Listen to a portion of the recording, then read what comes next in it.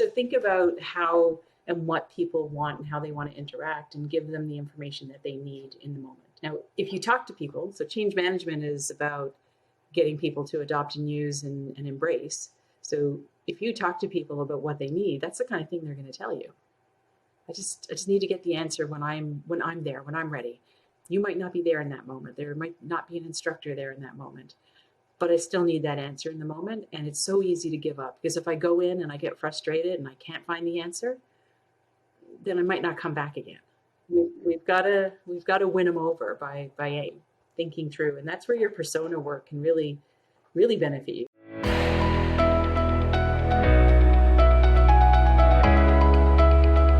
Hi, welcome to the Gripe podcast.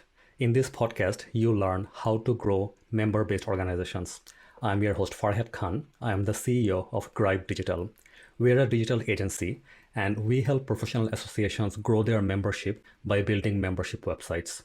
If you want to grow the membership of your professional association, please take a look at the workshops on our website at gripe.ca/workshops. That is grype.ca/workshops.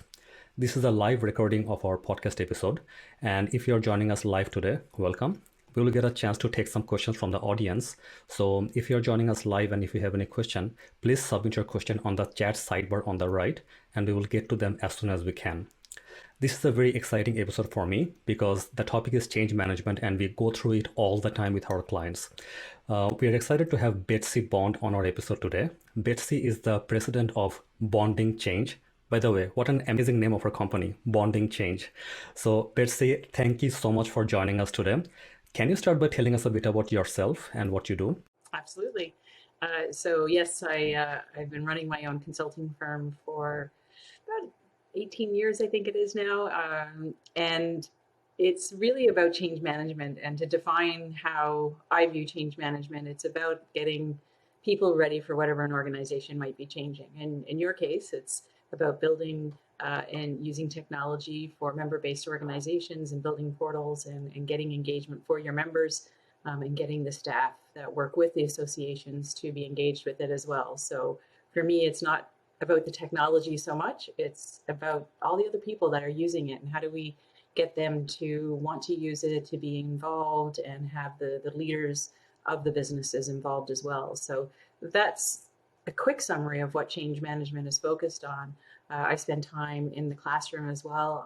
I teach certification programs in change management. I do some coaching and consult on a wide variety of different types of changes. So that's me in a nutshell. All right. So you and I probably go through this a lot, but I will ask you some questions through the lens of our audience, and there may be some very dumb questions, right? So please bear with me. Alrighty.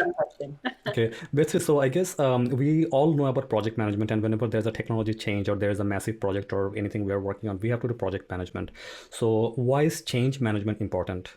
Well, I think a simple way to view project management and change management is that project management comes together to deliver a solution. They are going to do the great work around working out the schedule, manage the budget, deal with issues that come up, deal with risks, and do some mitigation strategies, work with the senior leaders. And all of that is incredibly important. But ultimately, they're delivering the solution. Change management says, how do we get people to use it? How do we get people to use it so we can deliver the most beautiful solution? I often, when I'm teaching, I might call it a shiny object. I don't care what it is, but we're delivering a beautiful shiny object. And if everybody sort of looks at it and says, oh, it's pretty, but I don't want to use it, then you're not going to get any benefit. You're not going to get the results that you hope for. So change management is very complementary to project management because it's delivered, and then we're busy trying to get people ready to use it and embrace it. And that's why I think it's so important that both work together and both are at the table. Absolutely. And we are spending so much time and effort in actually building a new solution or building a change, right? And if people don't use it, then all the investment that we put in is kind of going to waste. So we have to make sure that there's adoption as well. Exactly. Alrighty, good. Now, when do we start the change management process in the life cycle of a project? Well, when does it actually happen, or when should you? Both. So when should you start is early. It depends on whether or not change management is at the table for doing the evaluation of the viability of a solution. If so, when you're doing your strategy work and trying to land on what is the appropriate strategy for whatever solution you're bringing forward, if you want the lens of change management, which would look at it and say, is this something that people will use, will adopt, then it's great to get started at that phase. More often, you would see change management come to the table after the decision is made. So we've decided on the strategy. We know what we're going to build. We know where we're going to go. And we're probably going to start doing our early investigations and start doing some design work. That's when change management should start, because there should be evaluations of what's coming our way, how is the organization feeling about it, where are the leaders within the organization positioned, what's their attitude towards the change, and so forth. So to do all of that analysis work up front, you really want to start as early as possible. The sad reality of it is that very often organizations start at the end. I worked once with healthcare, and they were six weeks to go live for a major systems change. And they said, oh, okay, we're 6 weeks to go live. I think we're ready to get started. And that was essentially 6 weeks of mad panic work to make sure that they were ready. And things were missed because we weren't able to really do the work that needed to be done. So the lesson is start as early as possible. And expect to stay longer than the project team. You tend to stick around a lot longer than the project team because they're done, they've delivered a beautiful shiny object solution, but the change management team sticks around a lot longer to make sure that people are focused on that adoption and it's really getting well rooted into the day-to-day practices of everybody involved. Yeah, Betsy, you touched on a very important point. When should people actually start? Because very recently we had a chat with a potential client, and what they were doing is that they were considering building a new membership system at the C level, of the organization, and then the membership manager who will be and whose team will be using it day by day, they were not involving that team at all. They were like, we will decide first and we will let them know. I was like, wow, this is a project I don't want to be involved in. So we decided not to continue the discussion at that point. So I hear you. I totally hear you. Betsy, in a typical project that we would take on, we have a number of different stakeholders, and we actually have a technology component and then a people component, right? And then in the technology component, maybe like we can give it to the development team completely. They will take care of that. They will make sure the change will actually work and talk to everything else. But on the people side of things, we typically work with three different types of stakeholders. So and I'm talking about the membership portals, membership websites that we build for associations. So one stakeholder is the marketing team. One is the marketing team has to make sure that they can interface and they can update events and talk to members and everything else. There's this membership team whose goal is to kind of drive the membership like forward, grow membership, do all the membership management and support and whatnot. And then there's the financial team who actually has to collect data, collect reports from memberships and all the financial analysis. Now, when we're looking at these different teams who kind of have to come together and we have to like serve all these different teams, how would you get them involved? Well, each team, as you've described, just even the way that you introduced them to me, has very unique contributions and needs for as they're going through the change. So you talked about the finance team that's very data hungry. They want to use the data, do the analysis.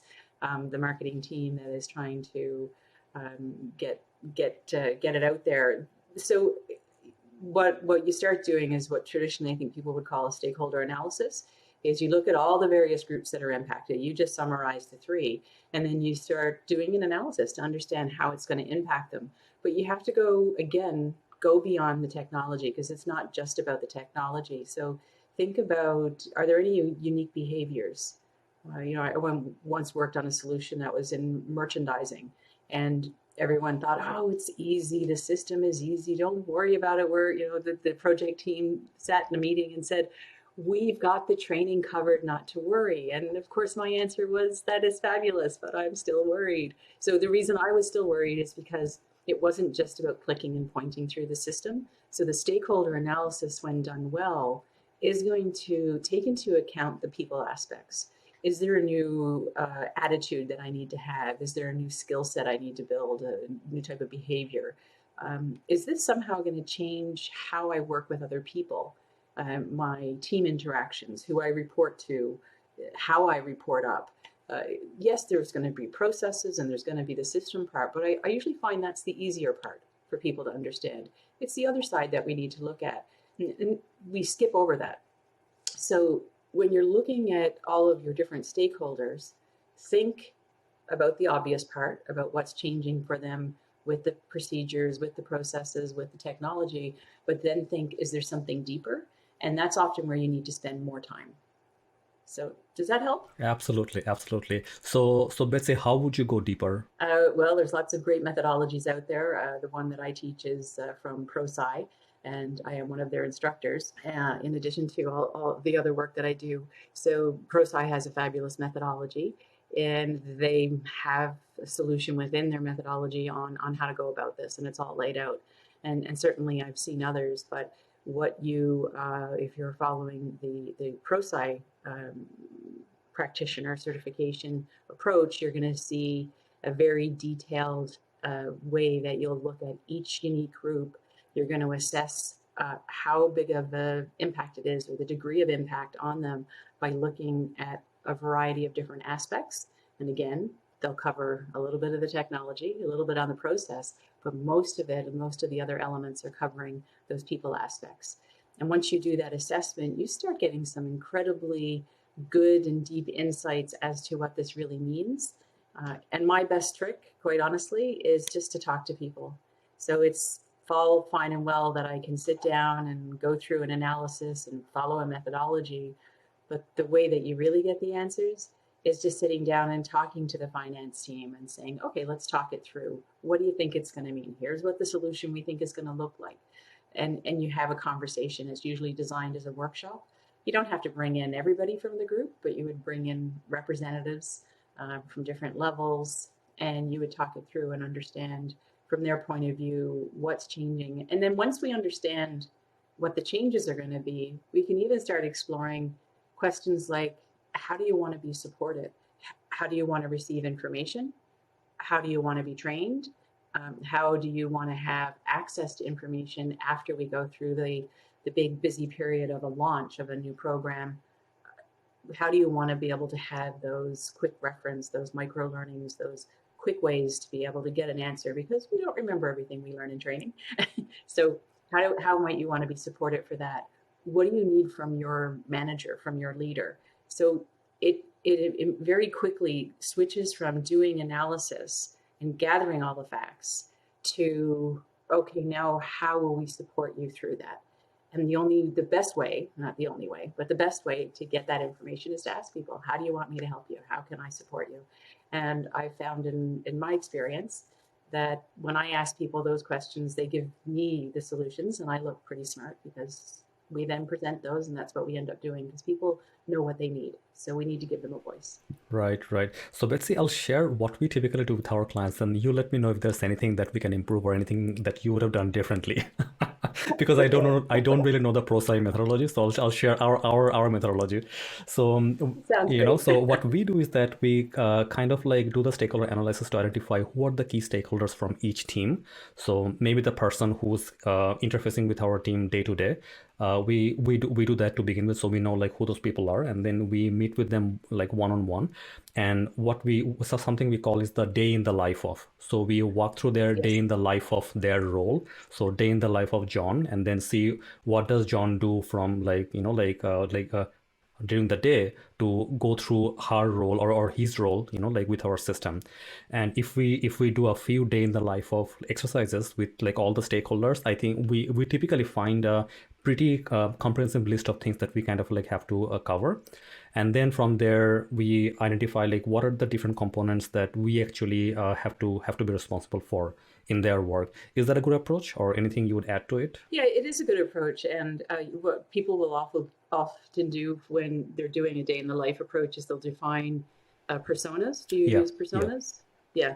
So you'll define the personas, and the persona is meant to represent each of the different groups. And you would have a different persona because we're finding something that's kind of unique and different about how that particular group would interact with your solution. So when you do that, the pitfall, I mean, it is great, but the pitfall is we can get a bit laser focused on the click and the point, and so the day in the life is about how I'm using the system, what process I'm following, And sometimes we don't leave space for the interaction. So what about when this persona shows up and this persona is in the room, and how do they work together? Not through the Right. system, not procedurally, but what are those interactions? Or as a, again, if I'm the finance person, is there something unique that's going on between me and my leader that I need to consider? So my only concern, I think the day in the life is fabulous. It's very visual. It's very tactile for people. They can usually see exactly and know exactly what to expect from the procedural side, but we can miss out on those more of the interactive or more personal impacts.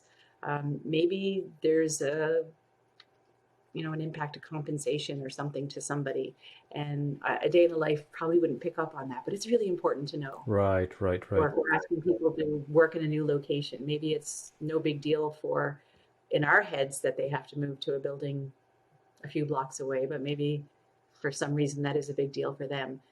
We need to figure those things out, and the day in the life might not give us space to do so. That's right. That's right. Makes sense. Yeah.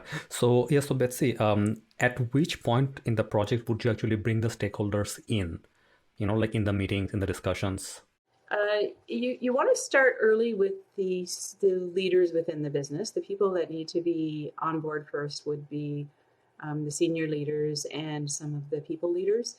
When you're getting really early days, it's not time to bring everybody on board and get everybody up to speed, because we're probably still solutioning. You're probably still designing. We probably don't know exactly what the solution might look like. There might still be some wiggle room. So don't try to go with the, well, she said to start early, so let's just try to do it all now. You've got to be very selective on what you start early with. So you want to learn and talk to a group of people that will be very honest with you and say, you know what, this is what I think is going to work. This is the part that I don't. This is what people will like. This is the part that they won't. Here's the 3 things that they're going to be concerned about. Here's the 3 things that they're probably going to be excited about. And we use that to feed into the communications that we deliver, the speaking points that we give to senior leaders, and so forth. So starting with a select group to get your foot going, kind of your foot in the door, to understand what the change is going to mean to the different groups is fabulous. But then you build on that. You go deeper the next time. You add more people. The closer and closer you get to the point of training, the more and more people are coming in. But you don't want to wait till training to figure out that nobody wants to sit in a classroom. The only way that they want to learn is through online, self-guided, e-learning type interactive solutions, and nobody wants to come sit in a classroom. You could have asked that question in early design and built your training the way that people want it. And that is why, some of the reasons why you start early, but try not to go to the point you're trying to tell the whole organization what's happening. Right. It's a bit of a balancing game. No, for sure, for sure. Yeah, design by committee never usually like goes that well. So yeah, we need to make sure we only start with the select stakeholders at the beginning. Now, Betsy, like if we start with the select stakeholders, is there a chance of like missing out on information that the stakeholders may not have? Oh, absolutely. And that's why I definitely view it as an iterative process. Right. So some of the questions that I ask when it's very early design, I can't say things like, which features do you like? Because they haven't seen it Hmm. yet. And also, I think built into your design process should be, end user feedback. So Right. somehow you want to make sure that they're feeding back and saying, hey, this you realize that's not the workflow that how we really operate. We need to have these sort of features. So if you have people who are doing the job and in the job, you're going to get much better design. A pitfall is they tend to design what they know. So having someone who is very design focused and trying to break the mold and bring something new and different is absolutely essential to be a part of your team. And so if you have a strong design team, that will be good, because we do tend to, as human beings, we're addicted to comfort. We're addicted to the comfort of what we know. So we tend to want to even recreate things in the way that we know it. And it could limit innovation. So having some good design thinkers at the table, along with the people who know the business inside and out, know what they're trying to accomplish, is how you get a good balance, and that you ultimately don't miss things. Does that That's help? a great advice for sure. Something else, Betsy, we do is that we do design in an iterative process. So we wouldn't just like build a massive system and dump it on the team, you know. So we would probably like build maybe like even less, yeah, maybe one tenth, and continue to actually give demos to the client or demos to the team, and so that like we are kind of like dripping the whole solution through the team, and then it's never a huge surprise in the end. Do you have any Mhm. advice on how that can be done better? Well, I mean, you're talking more of perhaps an agile Yes, design type exactly. of Yeah. approach. So in an agile design type approach, when you think about change management, some people think, oh, well, it won't work because we're doing agile and it's not going to fit. But the fact is, it fits beautifully together. So if you think about going into your iterative development cycle, you would have created some great understanding of what the change is going to look like as a whole. You hopefully would have communicated what's going to be delivered at each one of your major releases within your iterative design process. Because sometimes you're doing a sprint that's just producing some work and getting through a nice chunk of work, but it's not necessarily delivering something that is That is visible. consumable Yeah. for people. So, but when you get to a release level, then that you've got something for them to review. You know, in my experience, sometimes when you're going through this process, you get to a point where the users say, you know what, this is enough. I don't need all the features we talked about because this is doing exactly what I need. And that's one of the benefits of an iterative process. But how do you know that it fits their needs? It means that every time you get to a release point, you have a dedicated process of engaging people. Sometimes project managers will look at that and say, well, we don't have time. We're in a sprint. We're in a hurry. We got to get this done. We've got to move on to the next thing. But then you're missing out. And that's where you're not having that kind of nice partnership between change management and project management. So you need to build into the schedule, into the iterative approach, the time to say, here's what we have, sit down, thoughtful, detailed walkthrough review from the user community, get the feedback, do it in a structured way, and listen to people and get them to validate that it's going to work. Take the feedback, apply it, and keep doing that for every significant release, and you're going to end up with a product that works. I've worked on the projects where a lot of money was invested. You get to the finish line, and they thought they did the right things because they had people that came from the business, but it might have been 2 years ago they came from the business. They lost the kind of line of sight to some things. They had them on the team. They contributed to the design. It was delivered to the business, and they all said, "I don't want to use that. That's not what I thought we were getting." And then you're painted yourself into a corner. So iterative design is fabulous, and don't shortchange the part where you get the feedback. Right, right. Yeah, I think like early feedback, early demo is very, very important because like any time when we get early feedback, we're actually able to save cost and then always like focus on the most important things in our design and building process. So that's amazing advice. Okay, so Yeah. now something that we do is that for every sprint that we work on, we kind of like do the feedback, do the review, and like requirements review and everything else like the sprint ahead. So if the development team, technology team is going to work on something, then the sprint before, we make sure that the business team is actually going over everything and review is done, all the requirements are ready, right? So that's what we do. Now, would you recommend that like we should be reviewing this even before? Sometimes we are last minute and it's always go, go, go, deadlines are tight. I think that's the nature of work these days. We're always short on time, and we're big on ideas and short on time. So it's the way I view it is, the better you plan and you schedule it for people, you don't demand their time last minute.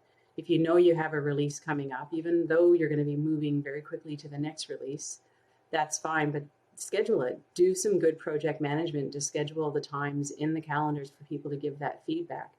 And when you're giving the feedback, I find it can be, again, too focused on the technology.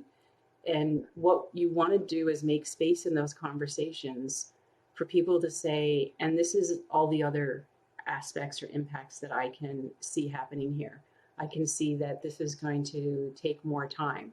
in my day, for example. That might be a conclusion they come to when they review it. They may think it's good and it works, but it's going to take them more, not less time.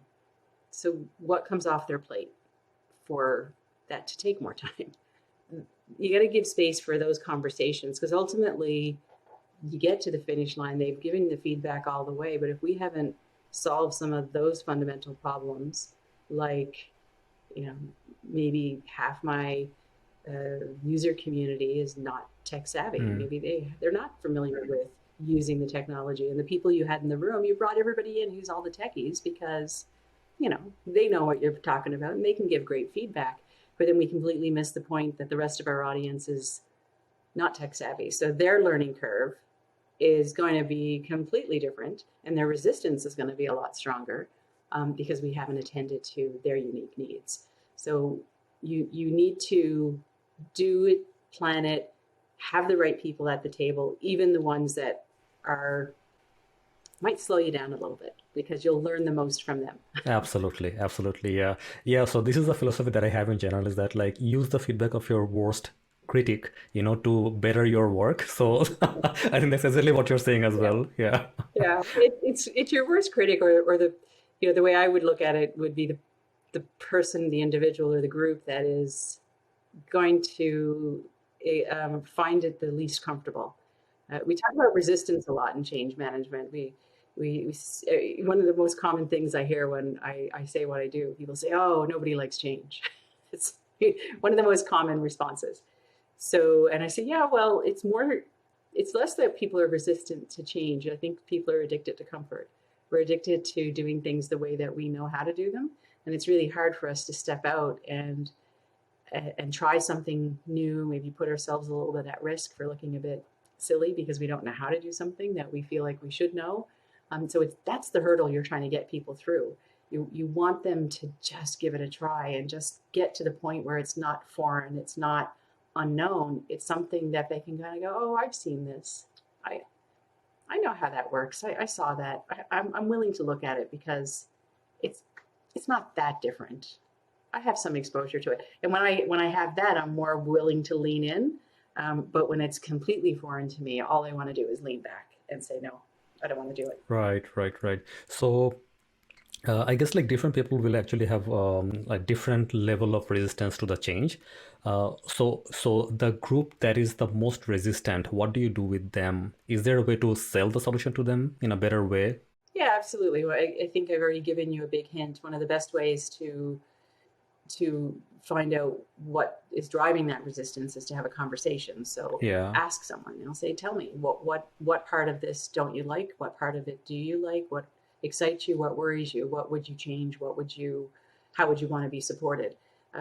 Give people a voice so that they can explain what's going on. Because 9 times out of 10, we assume it's one thing and it's actually something else. So we tend to be wrong because we look at it through our lens, and our lens tends to be, well, software is great, the solution is great. It's just the person is not on point, but they can always educate you on an aspect, an angle that you haven't thought of. And if you don't give them time and space to give you that opinion, you're never going to learn.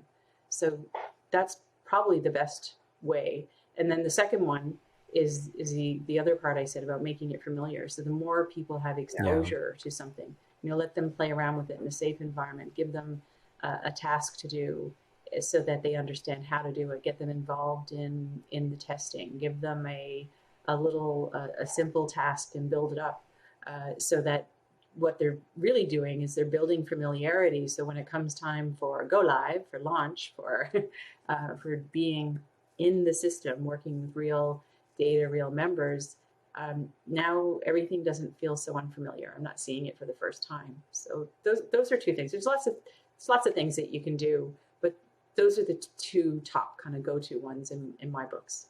That's great. And you already answered my next question, in your in your discussion. So this is great. Now, since a lot of the work that we do is on membership websites, now there is a huge group of audience which are the members, who we who we are not able to involve that much because it's a huge community, right? Maybe we'll do a focus group and bring in one or two people, just a few people, right? But it's not really possible to actually talk to the masses for a membership system, like before we roll it out. Do you have any advice on that, on like how to roll out a membership system in a in a more palatable way to a large audience? Yeah, it's very hard to get their attention. It's much different if it's an employee who's working in your organization, and I can kind of say, well, your assignment today is to go to training. It's very different when you're, and it depends on the member type associations. I mean, I'm a member of associations, and I have worked for member associations and helping them implement different programs. So, in my experience, when you're reaching out to that group, it's a very selective audience. Some of them are keenly interested in what this association is offering, and they will consume and digest everything that's coming out. And others maybe are a bit more on the periphery. They are somewhat interested, but if there's another priority, they're probably not really going to pay attention. So the approach that I like to put into a strategy when you're dealing with that kind of a profile is you need to have enough information for the groups that are incredibly keen, and you need to make it easy enough for the groups that just want to scan.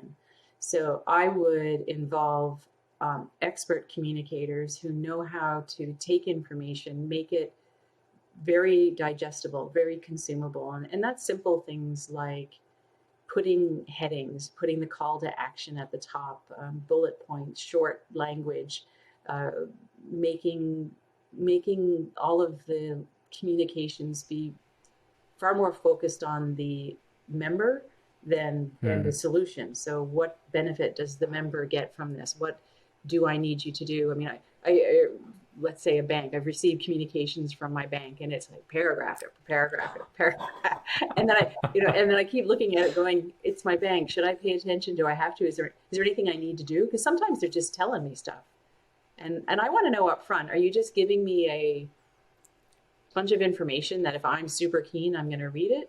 Or is there something that I need to know as a customer, as a consumer, as a member?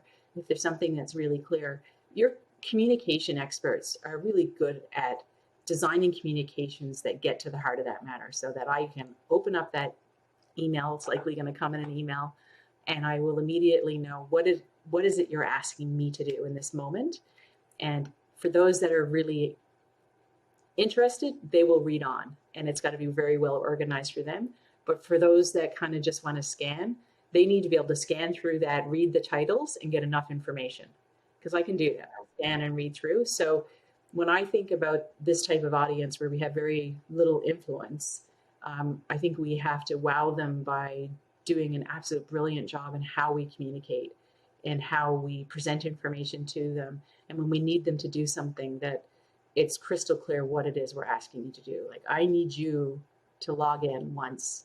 It'll take just a few minutes. I need you to change a password because the old one won't work anymore. I need you to whatever it is. And then you need to get them to engage more through the program and use more features. Then try not to give it to them all at once, because for those that aren't all that interested, it will be really hard. The other thing that I think you need to do in a member-based association type environment is have it so that you are recognizing that when you communicate is maybe not necessarily when I'm ready to listen.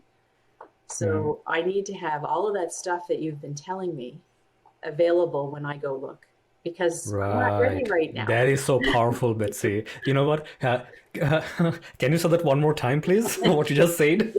Sure. So the way I look at member-based associations is that we're on a timeline.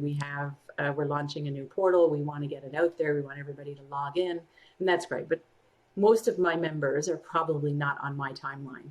So I also have to design it so that when they are ready, because you want them to do it on the 1st, they might do it on the 15th of the month that follows. But when they show up to do whatever it is that they need to do when it's their time, then it has to be as easy as it was for if they had just clicked into that email. So design the portals with access to all the information that people need. A pop-up like first time logging into the new system, keep that there for 2 years. Maybe 2 years is too long, but first time here, and track them, like know if it's their first time here and say, we've got some micro learnings for you. We've got, watch this 60-second video and it'll tell you everything you need to know. Here's some tips and tricks. But give all that information so it's right there and always accessible and on demand, so that when I'm ready to show up and do the thing I'm supposed to do, that it's there, because I won't be on your timeline for the most part. Right. So oftentimes we see that associations would actually want to do live training. So maybe a Zoom meeting with all their members to actually introduce a new technology or something like that. Are those effective, you think? Again, it depends on your audience. I would say if you have a audience that is very dependent on this member association for what they do, and it's in their best interest to show up and take the training, otherwise they won't be able to proceed, then you would probably have fairly good uptake. Zoom is good for Zoom or any sort of live interactive virtual instructor-led type environment. It's really good when you want to have good discussion. You want to be able to look people in the eye through the camera and you want to invite people into the dialogue. You want to have some interaction. If you're just learning how to click and point and use a new procedure, I think that's probably better designed for an e-learning solution. Depends on your members. So are they dependent? Do they have to go into this association, or is it quite optional? So the more optional it is, the more self-paced learning you need to make it. The more mandatory it is, then the more mandatory you have to make the training options, and maybe you do need to have some form of an instructor to validate that the learning happened, and allow for that Q&A and give people the support because of the mandatory nature of it. So that should come out in your analysis as well, when you understand your strategy and what is the nature of your organization and how dependent people are on you as a member for working with you. That's Does great. that make sense? Yeah, for sure. And Betsy, you since you touched on it, that for a first-time member, if there's a first-time member pop-up that logging in for the first time, you need to do this. So I want to dig into that a little more, right? So so this is only for the first-time member when they're logging in for the first time. If you were to actually make the change management process easier for the member across the whole membership website, right? What would you do? Do you have any advice on that? To make it, sorry, can you say the question again, please? Yeah, for sure. So, so the pop-up that we talked about is only for the first login, right?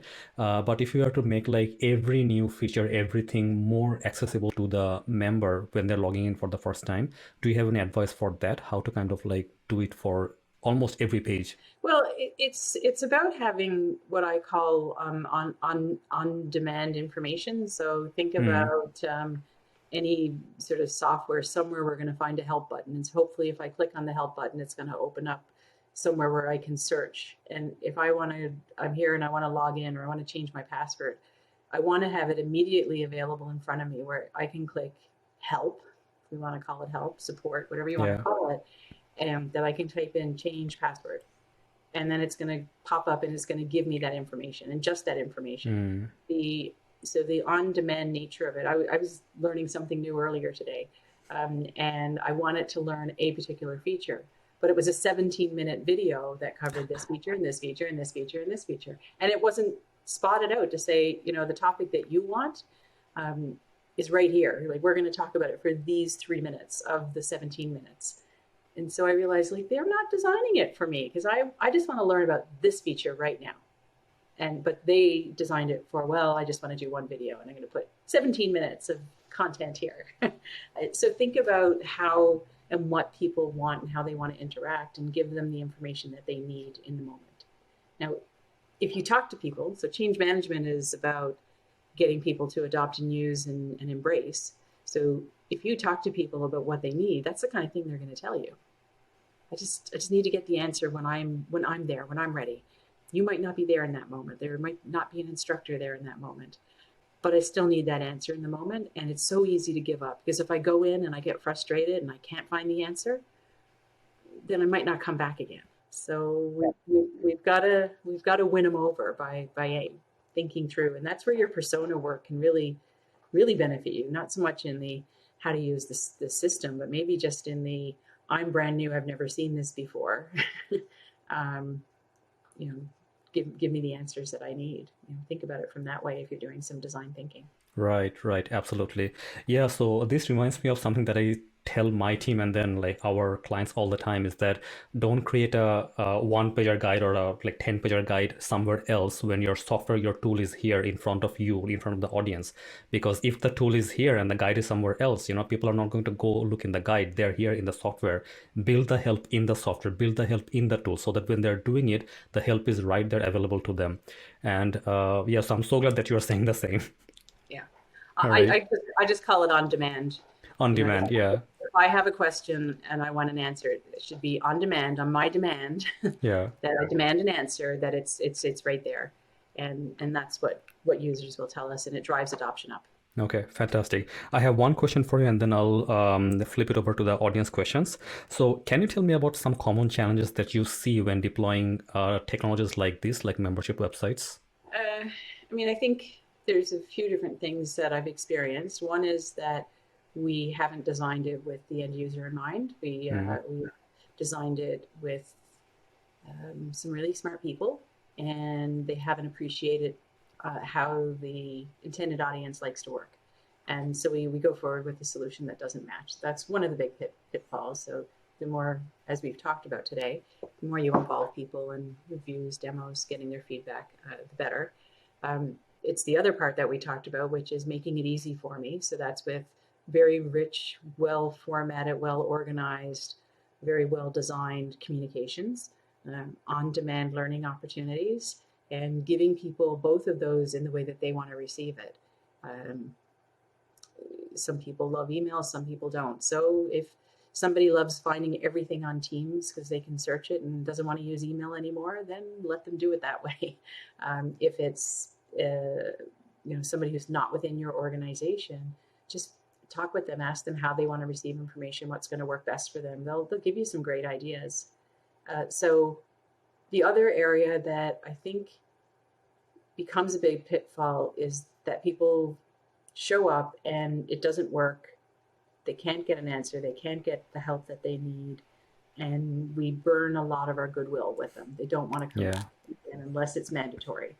So we've got to find a way to capture that person in the moment, using online chat or chat bots or ways to someone who's frustrated in a moment says, I just need to do this. Like give them some help.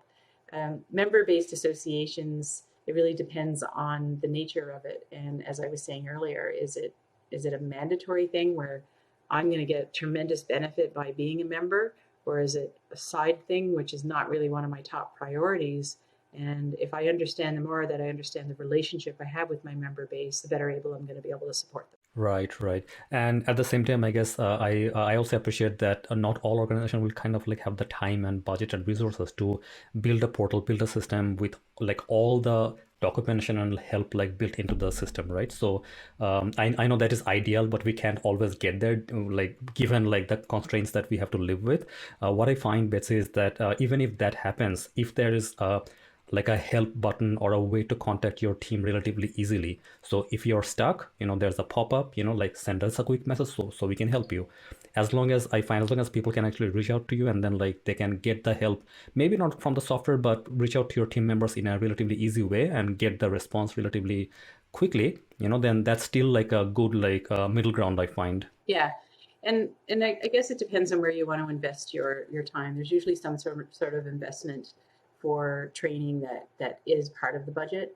So find the best way to use that. Maybe it should be dedicated to all on demand as opposed to having it as this classroom. We get a little bit tunnel vision. We think, well, classroom training, it's how we've always done it. It's the only way to do it. But I think you'll find that people learn in different ways, and Yeah. the classroom training is often an opportunity to multitask. I'm not really paying attention in the moment right now, so Right. It's going to be over here on my phone, especially in the virtual environment where we can hide it down here, Yeah, yeah, yeah, underneath exactly. the desk, outside of this box. I have my phone um, here. You can see it. exactly. So I think we've got to break the mold a little bit and find what's the best possible way to use the funds that are allocated to that training, and don't think of the on demand stuff as nice to have secondary. Why not think about that is that's how we train. Like maybe I don't need to train you because everything that you need is going to be there when you show up and start working in this solution. It'll just be there, and that's where the money goes for the investing. And if we break the mold and think about it that way, I feel the more learners that I'm working with, the more that's what they're looking for. Is they want quick and easy access on demand when they want it, not when you're trying to give it to them. Yeah, and also at the same time, on demand is kind of like evergreen like help that actually stays there. You build it once, it stays there for a very long time. And if you train a team member, of course, training team members is good, right? But the team member might switch roles, they might switch jobs, and it might go away, right? So investing in a system or a tool that will stay there, I think, is a good investment for sure. Yeah, and it's often written in small chunks. So when you talk about evergreen, it's also the idea of being able to keep it fresh and maintained with releases. So you need to sort of plan the help engine behind the scenes the same way that you design and enhance your product features over time. Absolutely, absolutely. So we'll take some questions from the audience at this point. The first one is from Ronya from our team. Ronya, thank you for the question. So Ronya is asking, oftentimes what we find is that membership websites or membership portals are owned by maybe the marketing team and not by the membership team, or sometimes by the marketing team or by the membership team and not the marketing team. Then different people, like the people who actually should have input, should have say in the direction of the product, doesn't actually have the input. How would you solve a situation like that? I find that if I come in and I start telling you how to do things, I'm like, I think you should do it this way and this way and this way. The more if I come in like that, there's always going to be someone that says, I don't want to listen. But if we represent the voice of your member, who ultimately is your customer, in the feedback that we're doing, like people are worried about, and I list off these things. So I'm not saying I'm worried about them. I'm saying I've talked to the people, and this is what they're worried about. This is what is important to them. I find that people will listen more. Because we can all get tunnel vision to our piece of the pie and the area that we work on. So if you're working in membership, or if you're working in marketing, you're going to be focused on your part, as you should be, because that's your area of expertise. So you need someone who's going to come along and say, are we considering everything? Because the voice of our customer is telling us that this is what's important and have we considered it. So I think it's about, again, back to my secret weapon, as I ask people, they tell me, you pass it on, is you get them involved, you get their voice being heard. And maybe what they're doing is spot on, maybe it's off base. Let the feedback guide you. Does that help answer the question? Yes, absolutely, absolutely. Okay, so I have a few more questions submitted online. This question is from SL. He didn't write his full name. Savion Lee. So Savion is asking, what are the best road mapping or change management tools to accomplish, what you're trying to do in a project? Oh, well, I mean, I obviously have a bias towards the Prosci methodology because it's the one that I personally, when I decided to gain a certification in change management, which was quite a few years ago, it's the one I chose back then, and it's certainly been enhanced greatly, and even to the point that I decided, hey, I really like this, I'd like to teach it. So I believe that the Prosci methodology is very robust. It's very rich in tools. There's a lot of kind of step-by-step guidance methodology that will walk you through the process. That there's the ADKAR model, which a lot of people have heard of, that describes how individuals go through change, and that's interwoven into the overall methodology. So, without making this a pro-sci discussion, I really feel it's a great one. I mean, there's lots of other methodologies in the market, and I suspect there'll be more and more coming as change management gains prominence, but that's the one I chose, so that's the one I can speak to. Right. We have another question on chat. I can't see his name again. Would you encourage annual surveys for your members? Yeah, I think the surveys are a great, fast way to get input. I think that they have to be designed well. Quite frustrating when I go into surveys because I'm of the mindset that I design surveys and I ask for that feedback through surveys quite a lot. So I appreciate what it takes to make the survey. But when I'm filling one in, because I think I ask people to fill them in. So if you ask me to do a survey, I will typically do it because I figure it's a bit of a quid pro quo. Yeah. And I should give back Good because I'm always karma. asking. Yeah. Good karma, yeah. And then it's really frustrating for me when I get in there and I realize I'm like, this thing is 25 minutes long and they're asking question after question after question, and is it really relevant? And how is that really going to help them? But you're making it really hard for me to fill in. Like the airline might ask me, how many flights have you taken in the last year? I'm a traveler. Do you know how hard it is for me to figure out how many flights I've taken in a year? But they'll ask me. So the answer is, if you're going to use surveys, I believe in them. I think they're fabulous, but you have to have them well designed. They have to be easy. They have to be short. When I start a survey and I look at it and I realize that it's going to be 15, 17, 20 minutes long, I will often give up and leave and not finish it. Or I'll try to come back when I have time, but you never have time to come back. And then when it's a survey that is short and sweet and to the point and that feels really relevant, on point, well designed, I love filling them in.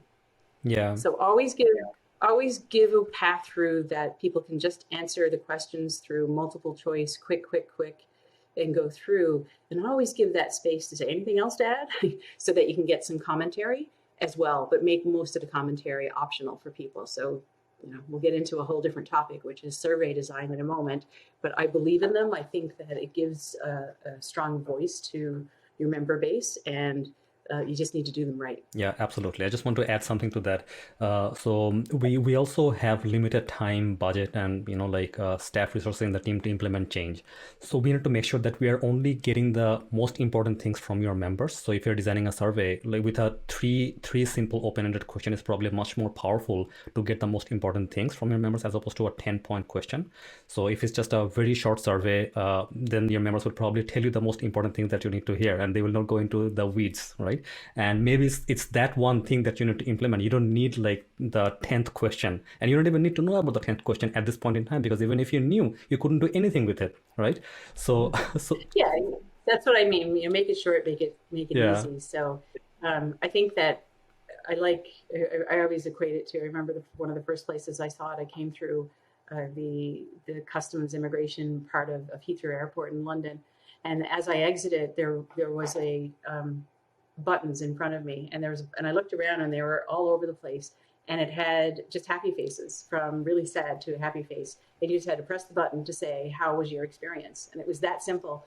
And I thought, see, now that's an easy survey. And how many people went through and hit those buttons? Now maybe COVID times we wouldn't have them because we don't all want to touch the same thing anymore. Right. But in design of trying to make it easy for someone, how easy is that? Like, how am I feeling after that experience? And that was feedback that they were getting as everybody exited through that hall. So I use that as my mark, not to say that it's always going to be a one question, press a button type of answer, but the simplicity of the design to say, what can I possibly do in this design to make it easier for people to respond? Because that will drive up my response rate. Right. Next question is from Isabel St. John. So Isabel is asking, how long does it take for members to get used to a new portal? Well, obviously it depends on the complexity of the portal. I have a bit of a running thing of saying it's 3 months is for some reason, 3 months seems to be the marker for when people are trying to adopt something new, that they get used to it. Now, what's happening in this member-based portal? Am I just kind of going in, logging in, and having access to information about the association? Is there something more complex going on? Like, I'm a member of an association for change management. We have job boards, we have discussion boards, we have places where you can get information on conferences and volunteer opportunities, and the list goes on, accreditation and training, and there's a lot in there. So how long would it take me to get used to that environment? Well, quite a lot because there's so many different features. But if it was just simply pure information, read up on our few programs, then once I log in, I know it's there and I bookmark it, I'm probably done. It just depends on the complexity. So understand the persona journey again, and what are people coming for? If I'm a heavy user in the change management world, maybe I'm using all of those features in that association that I just listed. But if I'm less so, maybe I'm just there because I get a discount on something. Who knows what my motivations are, and therefore all I need to know is how to get my discount. So it depends on what people are, what's motivating them to come in. But the 3 month thing, I found that after about 3 months, it becomes second nature for Mm. people. And it's also the time frame within which I'll just try to go get information the old way, which is, well, I have an email somewhere on file. I'm just going to email somebody I know and they'll give me the answer because I can't be bothered to go look it up myself. That means that I'm trying to go back to old behaviors. Those tend to disappear within that 3 month window, is my experience. I don't know if that helps because it's very situational. Absolutely. Oh, Isabel is actually here live already. That's great. Okay, so Betsy, you and I can talk about this the whole day. I know, but we're we need to wrap up soon. Yeah. So, do you have a key advice or your biggest takeaway for our audience today? Yeah, it's got to be. It's not about the solution; it's about the people. So my biggest advice is if you haven't found a way to get input and feedback from the people that you're trying to support, then it's very likely that you're not going to bring to them something that they're looking for. Maybe you might hit the mark right, but find a way to hear the voice of the member of the people, and that could be a focus group, it could be the surveys that we just talked about, it could be bringing them in for design sessions. People do like to share. It is hard to get their time. I recognize that, especially when we're not in an employment relationship.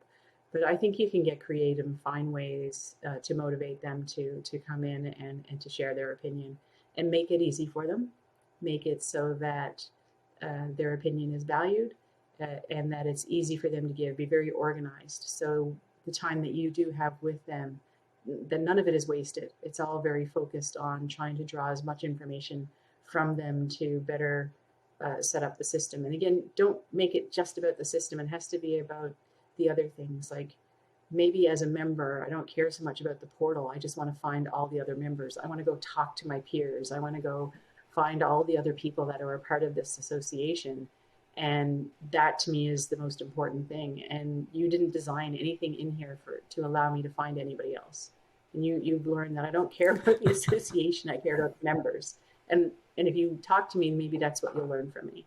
And you'll realize that you've missed a really important feature. That's amazing. That's my thought. Amazing, Betsy. Alrighty, I have a personal question for you. How are you related to James Bond? Not at all. Alrighty, good. Now, So I do have, my phone number ends in a 00, but it's not not 007. 007. Okay. There you go. Alrighty. And for our audience, can you share a personal habit that has contributed the most to your success? Yeah, I think it's probably just always being curious. I feel that the more that we want to learn, that means the more we can learn from others. And change management, in my opinion, is very much about learning from others. It's about understanding what's important to people and then designing the way that we put support systems in place to do that. And one of the most important parts, and we didn't talk about it much today, is how do we help the leaders of those people and get those leaders prepared to support them? Because at the end of the day, those are the people that are working together day to day. That would be more so for the company, the association, less so for the members. But curiosity, I think, is the thing that's always worked for me, because I really want to understand everyone else's perspective, and then I can bring that into the strategies that I'm recommending. So stay hungry, stay foolish, like Steve Jobs says, right? That's great. Betsy, thank you so much for being with us today. How can people reach you if they have any questions? Well, I guess you can reach out to me. You can certainly find me on LinkedIn, or you can go to my website, which is bondingchange.com, NDING, change.com. And there's a contact me there if you're interested in having a conversation. Wonderful. Betsy, thank you so much for being with us today. Oh, I really enjoyed it. Thank you for having me. I really appreciate it. It's a great conversation. All right, so that was the episode with Betsy Bond. There are so many gold nuggets in here. You definitely want to take a lot of notes if you're listening to this live or whenever you're getting to it. And as always, if you have any questions, please feel free to reach out to us on our website at gripe.ca or reach out to Betsy directly. And if once again, if you want to grow the membership of your professional association, please take a look at the workshops on our website at gripe.ca/workshops. All right, so that's it for us today. I'm going to wrap up and I want to see you in the next episode. Bye for now.